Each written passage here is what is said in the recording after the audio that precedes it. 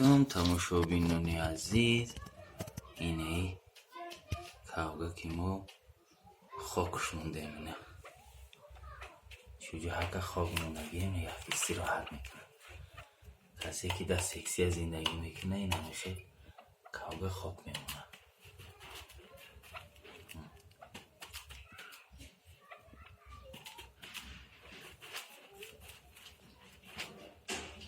نمیدونم اصل تونی که بر 10 سامان میخری بری قم خواب میکنی خیلی هر جا حقا میمونه به حضر خوب تکران میگیرن. اینجا سر که سر قرار نمیست.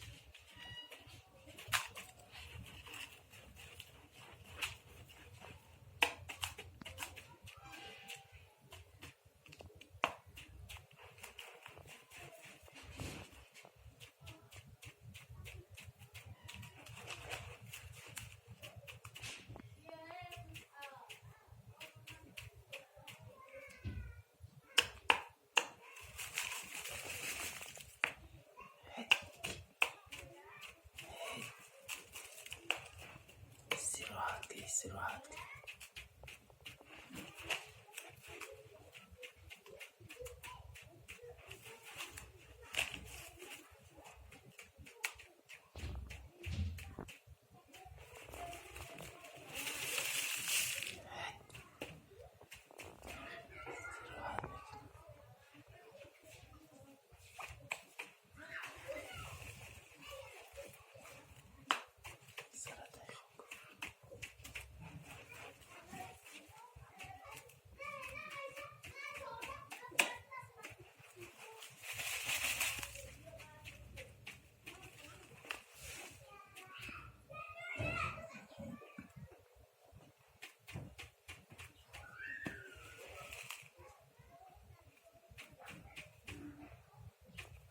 که خاک کاوگا هشار میکنه. خیلی که آدم سرشا میشود تنش تازه میشود سبوک میشود. این خاک هم کاوگا هم خیلی میکنه. کاوگا هشار میکنه. کاوگی را مست کردنی باشی خاک یکی گرمه که یک اقلا هفته ده یک بار هم که خاکش بمون دیگه کاوگا شار میشه تازه میشه. ولی مستشی نکرده منه که ای همه روز خدا خواهم میتیم خوراکای برای مست شویشه دیگه مستش میکنه. میخواه که بگیره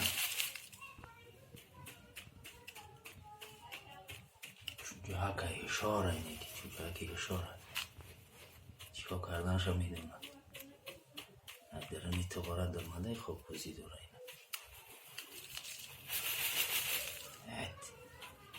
یکی استراحت داره.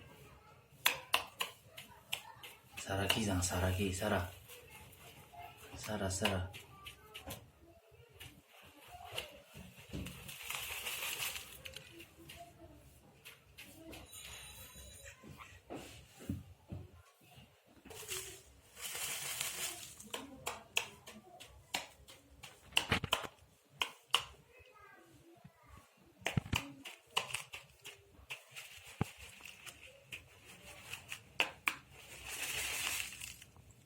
نیکی استراحت کردی.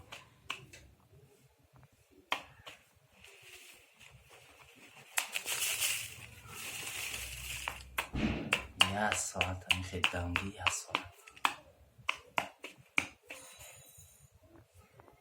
سرت های خوک سره آها آنها